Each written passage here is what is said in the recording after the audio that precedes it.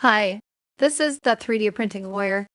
Today we're going to be modeling your water bowl for baby chickens that they can't climb into and poop in.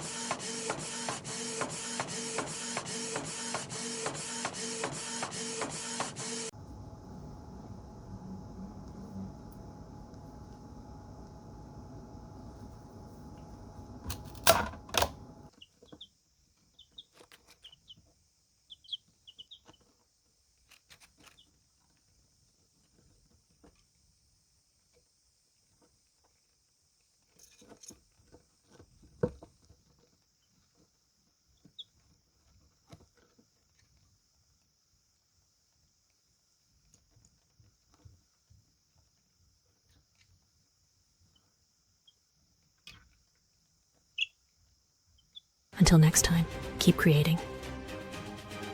Got questions? Drop them in the comments below.